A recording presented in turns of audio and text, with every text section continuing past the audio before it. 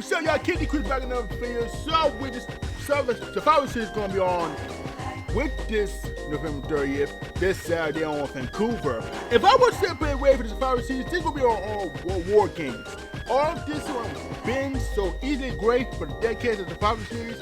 I've been so watching the Survivor Series like, I don't know, sounds like the Survivor Series been so wait for the time so far and bad things happening.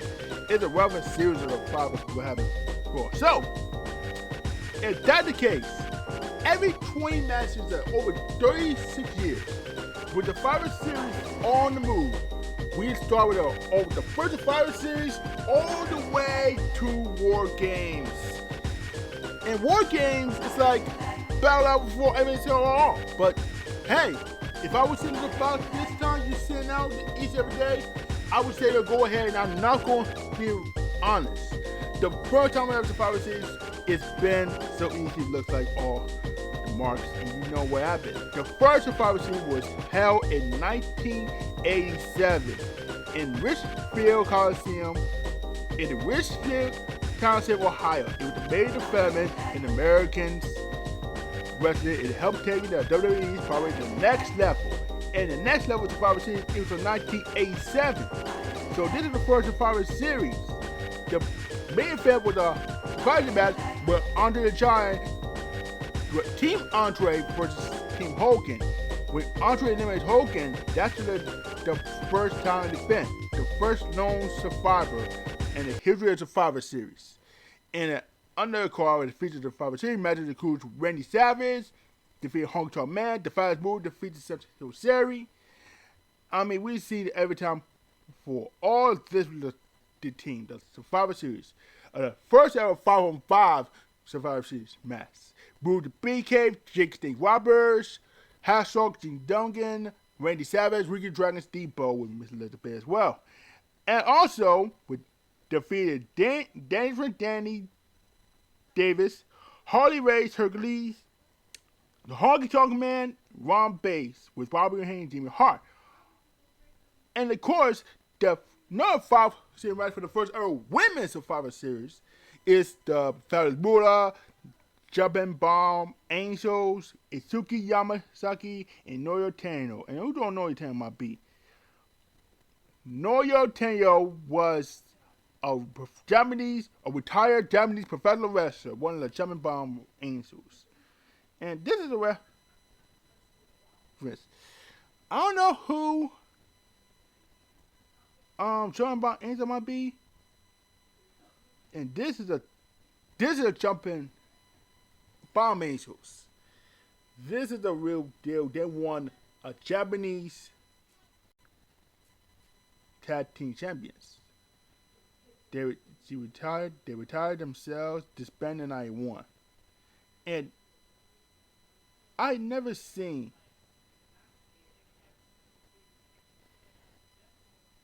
one of the first ever I've seen before time life. But you gotta love credit what it's doing with this Tom Barrel. But yeah, Rocket Robin and Ferry McIntyre. Oh yeah, Ferry McIntyre. That's okay.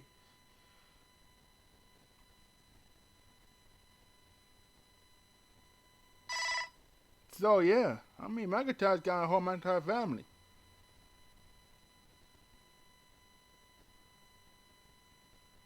Oh, that's really good enough here.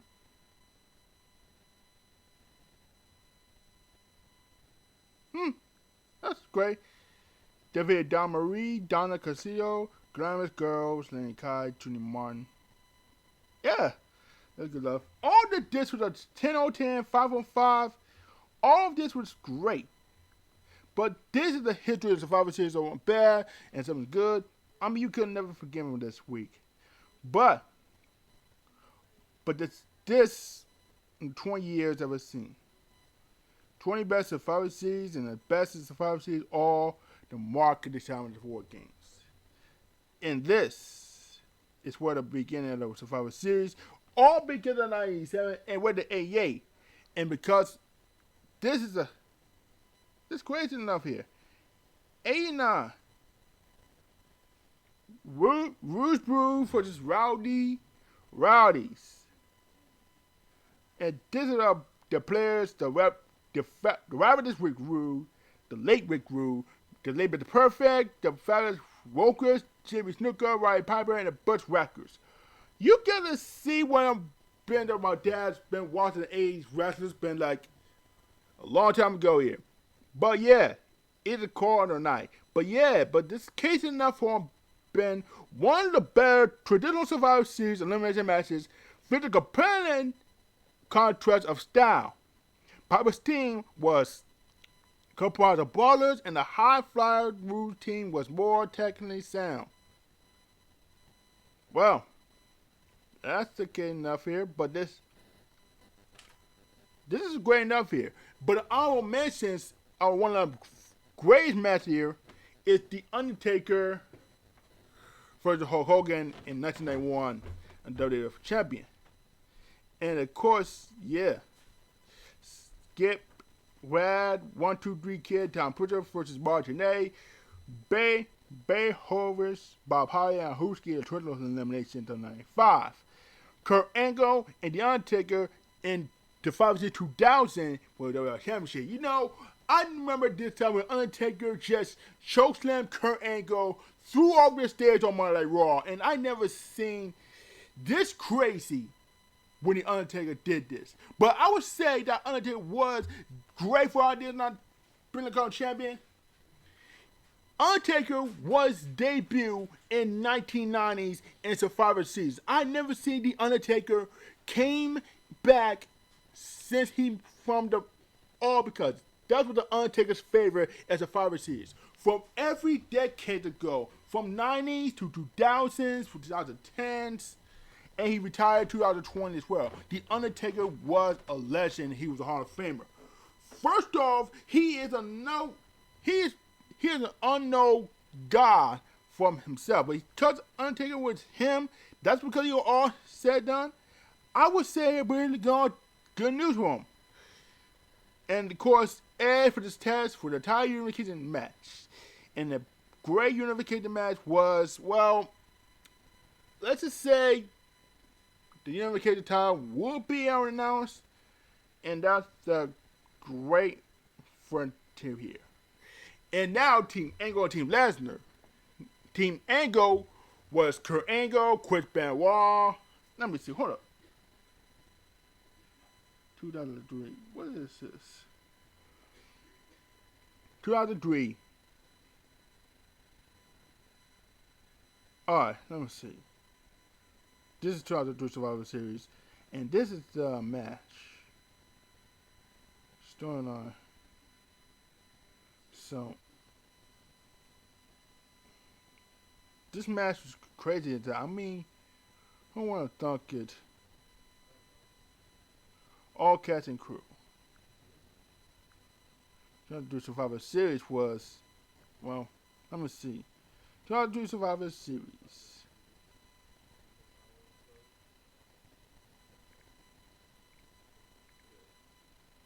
So this is trying to do Survivor Series was Team Angle and Team Lesnar.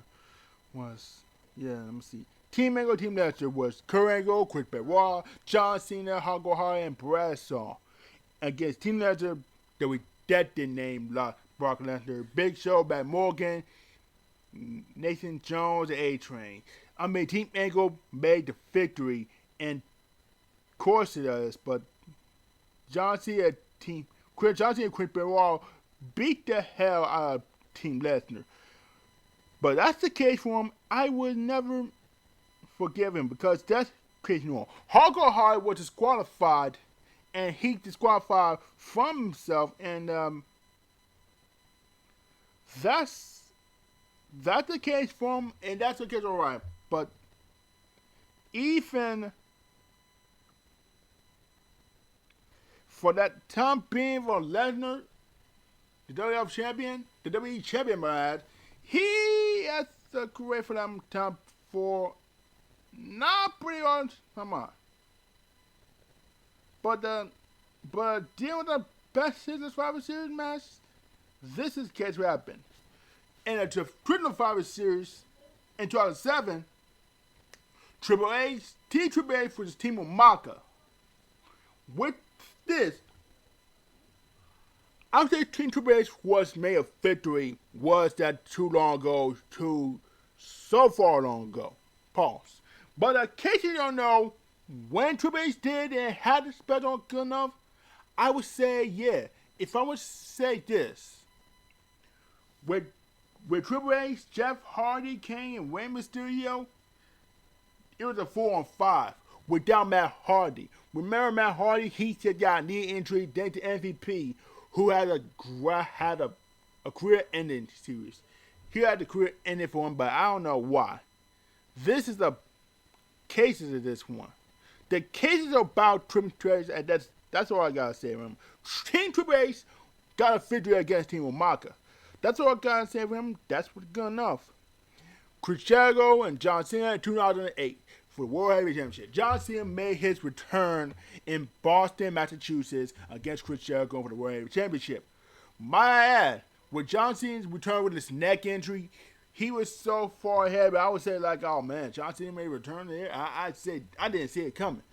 But first of all, this man Chris Jericho was the king of the world, and he became the World Heavyweight Champion. The man he beat, at remember Unforgiven 2008, when the championship scramble, the first round championship scramble here, it was that where Chris Jericho pinned Batista, and he didn't see it coming. And yeah, and of course Chris Jericho beat Shawn Michaels, CM Punk, and Batista. But now, except for John Cena, he lost to John. And this is the victory about to hand that feeds you. In 2009, Team Kofi for this Team Orton. Kofi Kingston was Soul Survivor, right? He made a great off the time. What Kofi Kingston made is a wonderful move. That's a great for them, and I'd like to see Kofi Kingston do it again once in a lifetime until New Day 10th anniversary. Bob Backlund in '94 and Bret the Hitman Hart for the WWF Championship as a mission match. That is where it's because it was a great fun run this time. Been there. I like to see when the word's gonna happen, but yeah. So yeah, that's all I gotta say. Yes, but now we're team for the Dream Team. The players: Ted DiBiase, The Undertaker, Harlan Talker Man, and Greg Valentine for the Dusty Rhodes, Coco Beware, and the Hart Foundation. And I will say about The Undertaker, the most famous of the debut of The Undertaker was a 5 match on top of that. The heart of the match was when it came down to Bret Hart and Ted DiBiase. Their meetings were captain, and their ring chemistry is severely underrated. Hart's playing possum, of course, shout out to them. Receives and sells the turnbuckle crash of his career, and he and DiBiase so hard to watch on WF Howard, and it's done. What a great fun world. And The Undertaker was his first debut in Survivor Series. Team Orton for this Team Batista. And players is Randy Orton, Shelton Benjamin, William Regal, Cody Rhodes, and Mark Henry. For this Batista, CM Punk, Kofi Kingston, Matt Hardy, and R-Truth. R-Truth was his debut in the year 2008 when he signed back to WWE. While certainly not as dramatic as the other traditional limited matches, this one did feature some stars on the rise, putting a super performance. Rose and Punk saw WWE wide dead and future of the company. Had Batista's team beat down 4-1. Did effective with a smart move, but the next few eliminations made Batista look too super and sat by the potential, taking out of the White Battle. You know why CM Punk and Rhodes were the top stars for the beginning? I say this is already good. So yeah. I mean, you gotta give the credit is due here. And then, 98, the Deadly Game. The Deadliest Games is 1998, right? So this is the Deadliest Game where I remember this time being. We saw the Deadliest Game, The Rise of the Rock. In 1998, WWF, WWE, and WWF would decide not to run a traditional Survivor Series match. Instead of running the tournament to crown a new WWE champion, it looks like Vince McMahon and Mick Foley rigged the tournament and put belt on Foley, while The Rock seemed to be the mega miracle babyface rise to the most successful recreation of a Montreal screw job. And fans of The Rock revealed they were secretly working together, and Foley was just a pasty. Led to the turn heel, and Foley turned into the babyface. And this is one of the most dedicated tournaments I've ever seen, where Triple H was not better to compete, because the Stoozes are like the Stoozes. The Rock became the rise to the top, and he is, showing a little gratitude to him, something like a been there before. And according to them, with the Survivor Series, The Rock had it coming. Stone Cold got screwed out of Vince McMahon because he was hurt, and that's because here. And it's part of the fact the people screw the people of The Rock. That's because he was never been happy. And you know what had him won the Montreal screw job since 98? This would have been 97. Shawn Michaels versus Bret Hart for WWF Championship. And the Montreal screw job is far more infamous than good. The highly anticipated the match between the two Hall of Famers had a great energy, but it didn't utilize quite the quick chemistry. Too much of action outside Michaels' Hart punching each for the crowd. So both guys can't hold their own in the brawl. It certainly isn't fair either. Isn't for the specialties. The controversy sounded ending in a hard departure in WWE, and Vince McMahon decision were always live on the Muslim fans. And Vince McMahon says Bret Hart screwed Bret Hart. And that's because of this one. Bret Hart disbelieved he left WWE and went to WCW in December 97. And for the World Heavyweight Championship and the WWE Championship, Chris Jericho, Big Show, and The Undertaker for the World Heavyweight Championship, and Shawn Michaels for the Triple H, for the John Cena, and Triple H for the WWE Champion. And this is a championship on like most decent matches, most great matches I've ever seen. The Undertaker took care of the Jerry Show between Chris Jericho and Big Show. And what else has happened? It doesn't matter how Chris Jericho was good enough, and that's because it ain't good. Also, it was a reacting.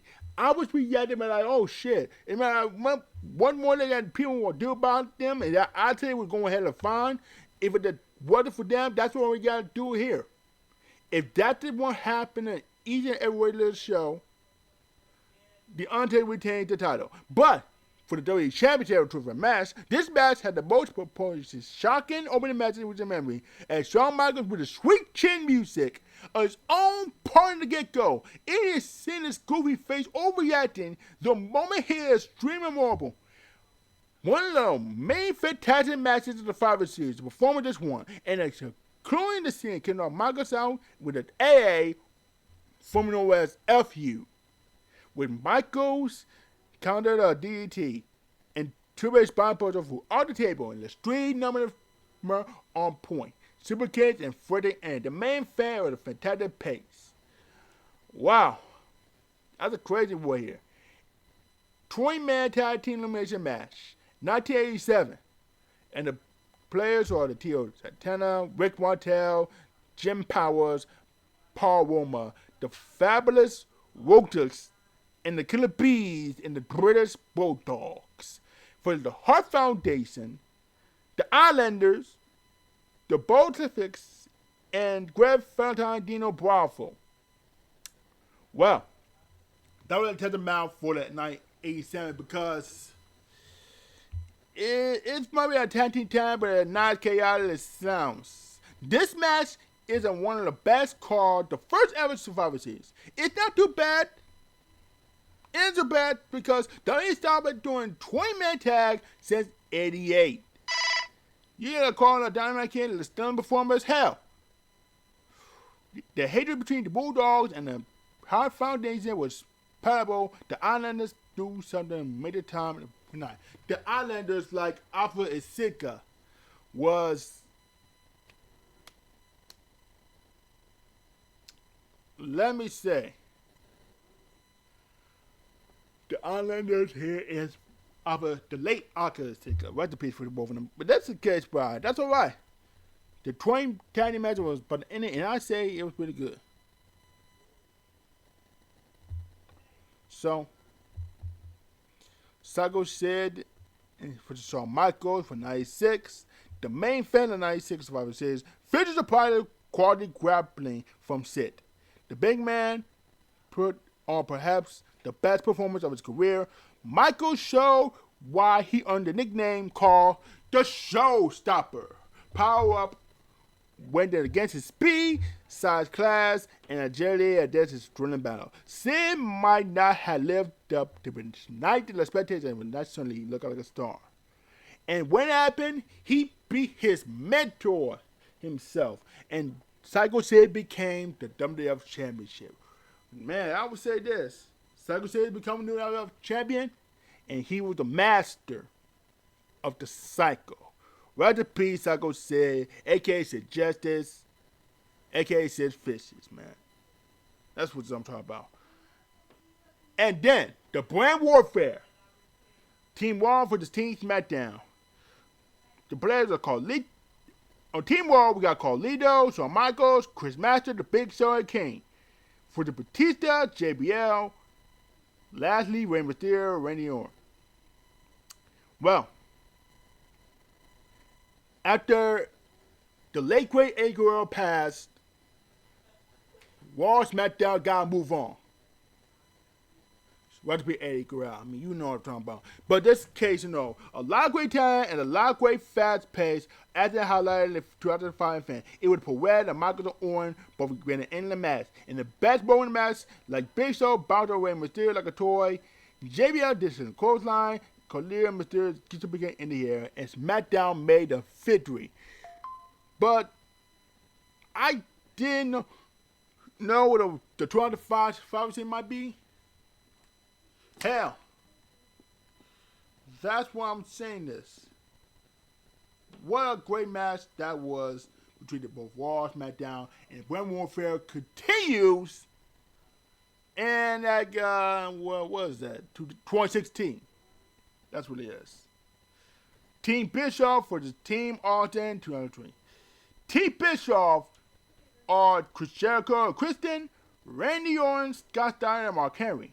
Team Austin is Shawn Michaels, Rob Van Dam, Booker T, and the Dudley Boys. The drama and the match storyline was equally competitive as wrestling. And the great wrestling for both Team Austin and Team Bischoff. That's a memorable moment I've ever seen. The poetic irony that Michaels is the last man standing, and for him, is the only one who could save Austin's job, was brilliant. A major job we were here. Some of the most memorable moments include the Dirty Boys, RVD, Dog Pound, and Mark Henry. And the chemistry between Rob Van Dam and Chris Jericho, one of the most dramatic stunning about Orton. And here comes Batista, took out Shawn Michaels, and now that is where Randy Orton became a sole survivor of Survivor Series 2003. And this is one of the memorable moments I've ever seen. I love the Shawn Michaels, who had a great performance here. But hey, it wasn't that hard for him, but Austin had a night when it was the general manager. But hey, it is what it is. So, next we got Last Man Standing on 2005, True Versus Ric Flair.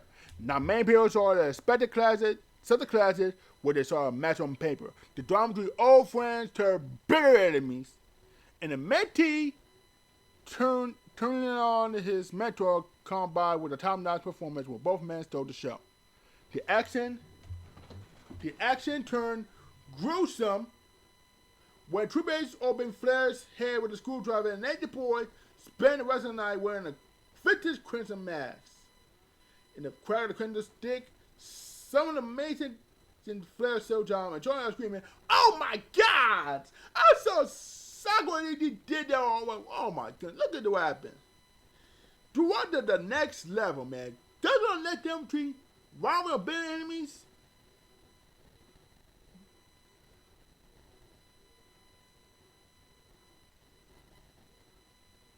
This is good enough for everybody. Waiting on for the Shawn Michaels.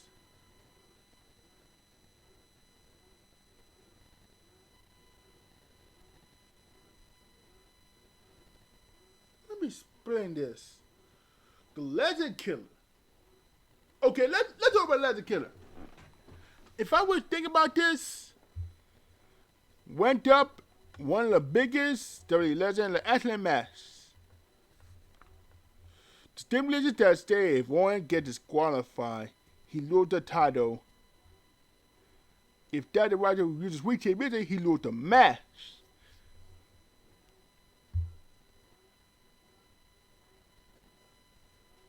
So that's the case enough for him. And what are the stipulations that I made up here? Stipulations were great from, and at the case, if that's the case for anybody else to draw for these two, that's a great match I've ever seen. The biggest stage of them all, of 2007 Survivor Series. That's because this is a great match for these both legends. To Randy Orton and Shawn Michaels, that's getting my ad. And what else? The two legends. You guessed it. Bret Hart and Diesel. 95, no disqualification match for the WWF Championship. And this is where the beginning is. Bret Hart has a pact to peak him to the great match of the second flower. He is especially adept to work a big man and prove it in 95, where in a thrilling battle with Diesel, the Mr. Braun of technical wrestling produced one of the Bret's favorite matches of his career. Two of the biggest men, most memorable moments when Bret Hart crashed with his back on the table and when he tied Diesel in the corner of the microphone. That's one of the great matches for Diesel and Bret Hart. I think it's pretty good. But this one a great match I've ever seen. Batista versus The Undertaker at Hell in a Cell. One of the best rivalries I've ever seen. When Batista and Undertaker met for the World Heavyweight Championship at WrestleMania, 1-23. That's where it all happens. When Undertaker beat Batista at WrestleMania, he became World Heavyweight Championship. In Backlash 2007, it was a tie. So, the last man standing was a draw. The match been called off. And now, at the steel cage,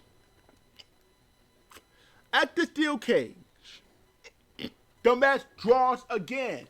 And the Undertaker is still champion while Mark Henry's been attacked and Edge cashed in the Money in the Bank. And then, the day after, the Unforgiven 2007, there was Cyber 7 2007 as well. The Undertaker faces Batista once again for the World Heavyweight Championship with a special referee with Stone Cold Steve Austin. So, at the Survivor Series, the Mr. Hell in a Cell himself, The Undertaker delivered another classic this night. Two big men endure with a bloody battle that was thrill. Batista thanked the Phenom for most being a part of all the best matches. One, Batista took a steel tail. Two, the Undertaker's old school turned the skin-landed spine buster. The dead man, and three, the dead man went through the table, courage of Batista bomb. and one of the most interference endings to tend to take away from the match. The haunted image, crazed edge, delivered control, the steel tag was unforgivable. It's gonna be a hell of a match. Hell of a match for hell itself with both men between Batista and the Undertaker. But that's what it is. A triple threat tag team elimination match for 2002 for WWE Tag Team Championship in 2002. Edge with Mysterio for Kurt Angle and Chris Benoit for Los Guerreros. The Hell has not been there for the fantastic elimination match in the main event on the same night in the same show. This is what it's starting to show. The fast-paced match of star power galore. Everyone seemed to evolve to know that they have potential clashing on their hands. Stepped up in the game from Angle and Mysterio countless reversals. Reversal counters to submission and the combos that spawned in the sign work. And the sign spots throughout the town, the fine picture work. And of course, Los Guerreros became the new tag team champions. But yeah, it was all said and done. But that's what I gotta say. But one of the big matches I've ever seen was a winner take all. Team Alliance with Team WWF. The Team WWF is The Rock, Chris Jericho, The Undertaker, Kane, The Big Show. And Team Alliance is Stone Cold Steve Austin, Rob Van Dam, Kurt Angle, Booker T, and Shane McMahon. And a middling match which seemed like a classic of the build-up at high stakes. And a number of potential Hall of Famers graced the ring and the audience buzzing. Ted DiBiase, The Rock, and Chris Jericho with a certainly handling the drama, and there's no other way to end it than to have Rock and Austin, two of the biggest rivalries in WWF history, in the WWE history, to face off for the two companies. Some of the best moments, Booker T's sweet kicks, Undertaker's four-quarter clothesline, Undertaker's bloody mouth, and the strategies of Kurt Angle, and The Rock made a rock bottom, and the Alliance dies at the Survivor Series. And that's where the ECW and WCW came to an end. WCW has been died all for the momentum.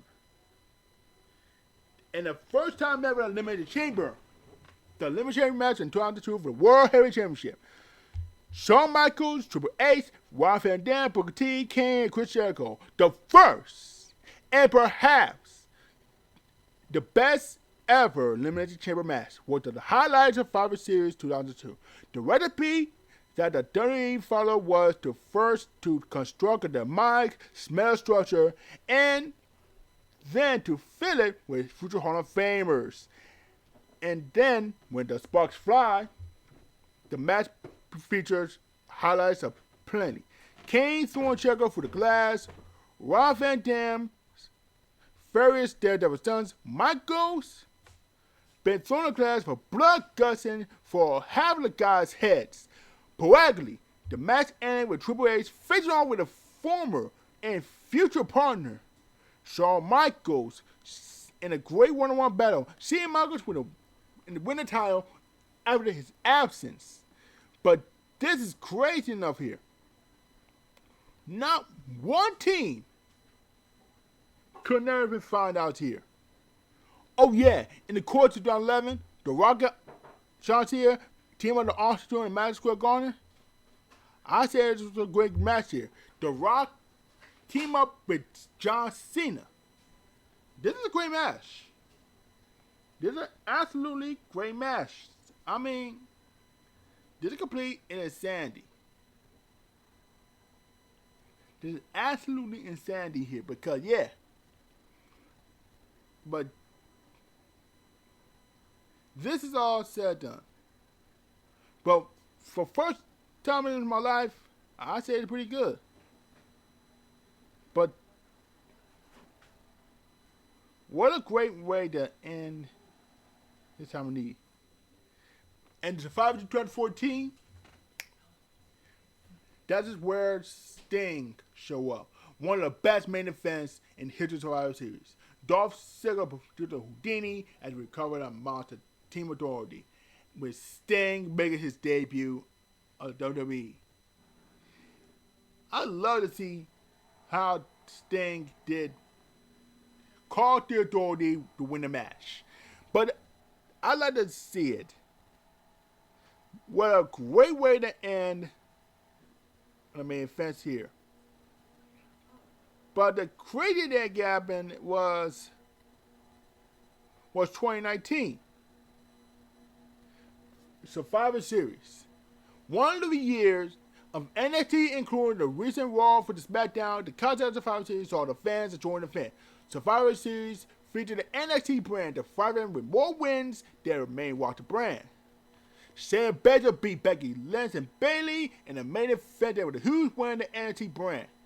Keith Lee almost beat Roman Reigns with the most memorable moment of the night due to the massive fan response. And Dolph Ziggler and Bobby Roode won a Battle Royal, a true friend match with the pre-show here. The tag team match was Erica Ivar, the Raw Tag Team Champions, New Day SmackDown Tag Team Champions, Undisputed Era, and NXT Tag Team Champions. One of the matches was the NXT brand just because we didn't know how it happens. But yeah, in a 5-on-5 women's triple threat match elimination, Team NXT was Rhea Ripley, Bianca Belair, Candice LeRae, Io Shirai, and Toni Storm. Defeated Team Raw, Charlotte Flair, Asuka, Kairi Sane, Natalya, Sarah Logan, and defeated Team SmackDown. Sasha Banks, Carmella, Dana Brooke, Lacey, and Nikki Cross. We see champion for the champion triple threat match every time we see Walter Strong defeat AJ Styles and Nakamura for every time of year. But that's the case we haven't seen. But we seen every time we did was someone like this. In 2003, Survivor Series were the Fifth Man versus The Undertaker in the Buried Alive match. I would say the Buried Alive match was amazing. And seeing Man versus Kane in an MLS match, one of the major single matches I've ever seen. A brutal single matches. I mean, MLS match, the MLS match, man, that was the craziest match I've ever seen. I was never seen like, oh, damn. The MLS match and the Buried Alive match, we've seen a brutal matches every time. A brutal match. But yeah, this is the Survivor Series all time I've seen before. But then, in 2022, War Game,